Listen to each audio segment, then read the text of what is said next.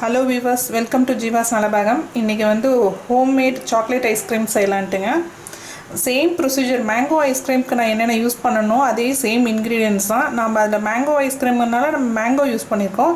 இந்த ice creamக்கு வந்து நான் வந்து chocolate cocoa powder மெயினா வந்து chocolate flavor நமக்கு வேணும். அதுக்கு நான் cocoa powder யூஸ் பண்ணிருக்கேன். சேம் 1 கப் பால் ஆடை. பால் நீங்க டெய்லி காய்ச்சற பாலோட அந்த ஆடையை வந்து நீங்க ஃப்ரிட்ஜ்ல ஸ்டோர் பண்ணுங்க. டெய்லி அதை எடுத்து நம்ம ஒரு 3 to 4 டேஸ்க்கு நீங்கள் ஸ்டோர் பண்ணாலே போதும். ஒரு அரௌண்ட் இந்த மாதிரி 1 கப்புக்கு வரும். அடுத்து சுகர் ஒரு 1/2 கப் எடுத்திருக்கேன். இது வந்து unrefined sugar, organic brown sugar. அப்புறம் கோகோ பவுடர் 1 கப். இப்போ என்ன பண்ண போகிறோம்னா இந்த மூணையும் நம்ம சேம் பிளண்டர் இல்லை மிக்ஸி இருந்தால் மிக்ஸி ஜாரில் போட்டு இது எல்லாத்தையும் ஒரு மிக்சிங் பண்ண போகிறோம். ஃப்ரீஸில் ஸ்டோர் பண்ணுறோம். 12 ஹார்ஸ் ஸ்டோர் பண்ணிங்கன்னா நல்லா அது நல்லா ஐஸ்கிரீம் அந்த ஒரு இது வந்துடும். நல்லாயிருக்கும். நல்லா ஃப்ரோஸ் ஆகும்போது நல்லாயிருக்கும். இது எல்லாத்தையும் நம்ம இப்போ என்ன பண்ண போகிறோம்னா மிக்ஸி ஜாரில் இதில் சேர்த்துட்டு நல்லா ஒரு பிளெண்ட் நல்லா ஒரு 2 மினிட்ஸ் நல்லா மிக்சிங் பண்ணிவிட்டு நம்ம ஒரு பவுலில் எடுத்து அதில் வச்சு ஃப்ரீசரில் நம்ம போட்டுடலாம். ஒரு 12 ஹார்ஸ்க்கு அது இது டிஸ்டர்ப் பண்ணாதீங்க. இன்ஸ்டன்ட் ஐஸ்கிரீம் உங்களுக்கு ரெடி ஆகிடும். இப்போ இதுக்கு என்னென்ன பண்ணலான்னு சொல்கிறேங்க. ஃபஸ்ட்டு என்ன பண்ணுறீங்கன்னா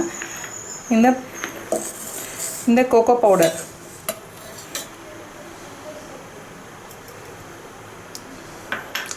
அப்புறம் 1/2 கப் சுகர் எடுத்து வச்சுருக்கிற இந்த பாலோட ஆடை. ஸோ இது எல்லாத்தையும் இப்போ நம்ம என்ன பண்ண போகிறோம்னா ஒரு 2 to 3 மினிட்ஸ் வந்து நல்லா மிக்சிங் பண்ண போகிறோம், பிளெண்ட் பண்ண போகிறோம்.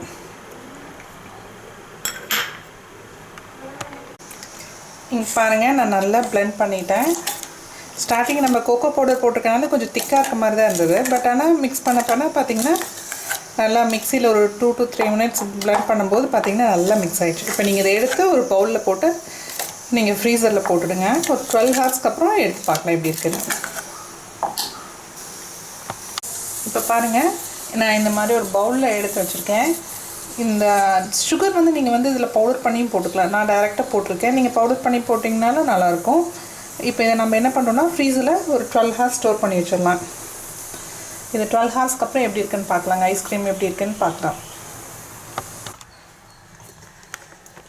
இங்கே பாருங்கள் வியூவர்ஸ், கரெக்டாக 12 ஹார்ஸ் 12 மணி நேரத்துக்கு நான் ஃப்ரீசரில் ஸ்டோர் பண்ணிட்டேன். இப்போ சாக்லேட் ஐஸ்கிரீம் ரெடிங்க. இனிமேல் நம்ம டேஸ்ட் பண்ணுறது தான். பார்க்கலாம் எப்படி இருக்குன்னு.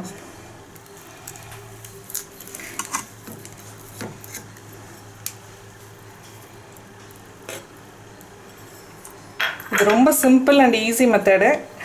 நம்ம பாலாடை மட்டும் ஒரு 2-3 டேஸ் நீங்கள் கலெக்ட் பண்ணிங்கன்னா போதும். வேறு எதுவும் தேவைப்படாது. மெயினாக அது உங்கள்கிட்ட என்ன ஃப்ரூட்ஸ் இருக்கோ ஃப்ரூட் ஐஸ்கிரீம் நீங்கள் அந்த ஃப்ரூட்ஸை யூஸ் பண்ணி நீங்கள் செஞ்சுக்கலாம்.